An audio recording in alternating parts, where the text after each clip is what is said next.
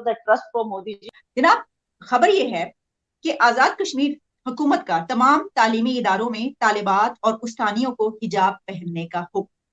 माफ करिए, मैं समझता हूँ we are headed for disaster with this competence. ये जो कॉम्पिटेंस आप देख रहे हैं, उनके लिए हिजाब मैंडेटरी किया गया। तो वही चीज पीओके में इस तरह से औरतों को क्यों दबाया जा रहा है? पॉइंट क्या प्रूव करने की कोशिश की जा रही है?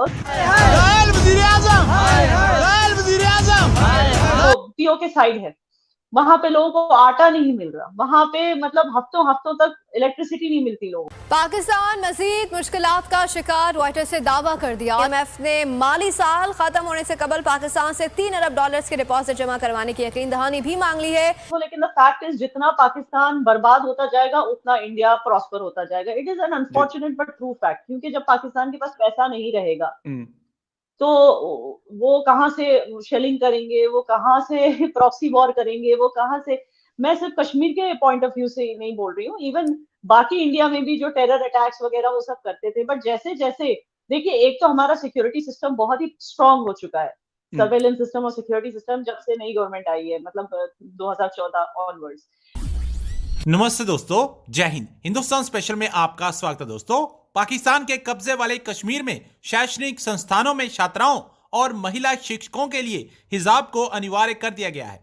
पीओके सरकार की ओर से इस मामले में अधिसूचना जारी कर दी गई है। अधिसूचना के अनुसार महिला छात्रों और शिक्षकों के लिए शैक्षिक संस्थानों में हिजाब पहनना अनिवार्य होगा। इसके साथ ही कहा गया है कि आदेशों की उल्लंघना पर संस्था के प्रमुख के खिलाफ कार्रवाई की जाएगी। सरदार तनवीर के नेतृत्व वाली पीटीआई सरकार के फैसले की लोग कड़ी आलोचना कर रहे हैं। मारियाना बाबर ने फैसले की आलोचना करते हुए कहा है कि महिलाओं को एक विकल्प दिया जाना चाहिए। एक ट्वीट में मारियाना बाबर ने कहा है कि पीओके सरकार ने छात्राओं और महिला शिक्षकों के लिए को एजुकेशन वाले शैक्षणिक संस्थानों में हिजाब पहनने के लिए अनिवार्य कर दिया है।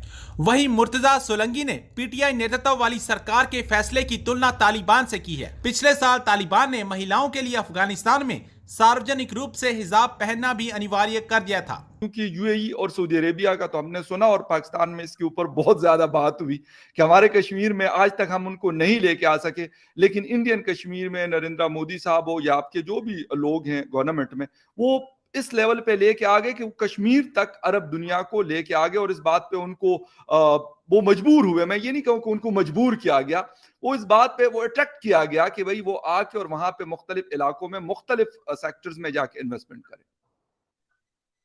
देखिए, Modi ji is a proud Hindu, और हिंदू हेटर्स को ये चीज बहुत बुरी लगेगी और चुभेगी।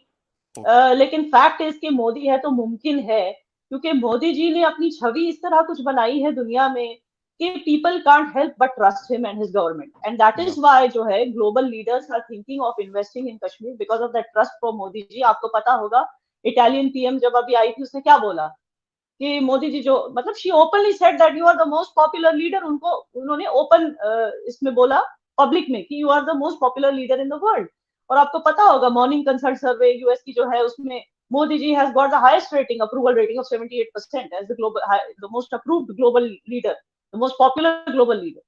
तो जब ये है, तो जब तक ये है, जाहिर सी बात है कि foreign investments will keep pouring into India, and Kashmir is definitely a very good spot for investments of all kinds, including real estate, including department stores, and most ऐसी चीजें हैं जिससे environment खराब नहीं होता, environment की खराबी ना हो, because Kashmir is about natural beauty. बिल्कुल। तो definitely we are looking at more, G20 की बात तो we are definitely looking at more. अभी तो आपने सिर्फ सऊदी और यूएई की बात की, but we are looking at more investments from other countries.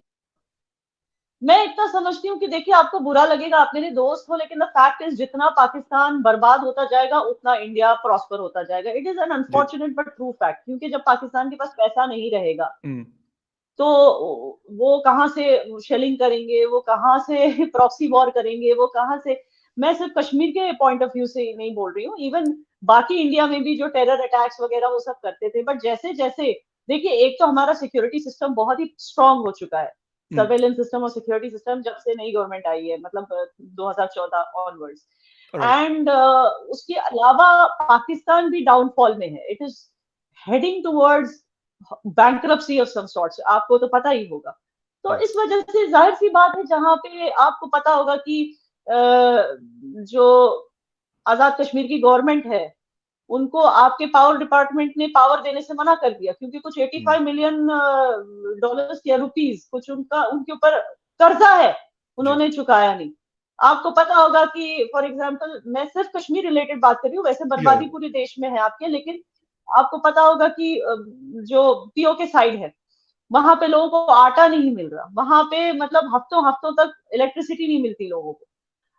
जो इतने सालों से उनको प्रॉमिस किए गए थे कुछ छोटे मोटे डेवलपमेंट, जैसे वो जो अवाम रोड है, अवान रोड आई थिंक, उसके नाम पे वहां के सारे लोग वोट्स लेते हैं, लेकिन एक बार जब सत्ता में आते हैं तो फिर दे डोंट पे अटेंशन।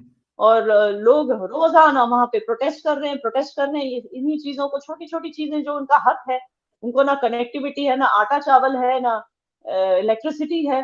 तो जब ऐसे हालातों में, और एक तरफ से बलूचिस्तान रेबेल्स, एक तरफ से सिंध अपना वो चाहता है फ्रीडम, तो जब एक देश बैंक्रप्सी की तरफ भी जा रहा है और बर्बादी की तरफ भी जा रहा है, इस हद तक के आप सोचिए एक्स पीएम को तोशे खाने के जो गिफ्ट्स हैं वो चोर बाजार में बेच के पैसे कमाने पड़ते हैं। मतलब why am I using the word चोर बाजार, क्योंकि यहाँ पे चोर लोग ऐसे काम करते हैं अपने इंडिया में। पाकिस्तान के साइड का जो कश्मीर, जिसको हम आजाद जम्मू एंड कश्मीर कहते हैं, वहां पर कल एक सर्कुलर जारी हुआ कि जी वहां पे फीमेल जितनी भी है स्कूल कॉलेज या यूनिवर्सिटीज की या उनके टीचिंग स्टाफ जो है, उनके लिए हिजाब मैंडेटरी किया गया। इस पे थोड़ा सा कमेंट चाहूंगा फिर वांडा पर।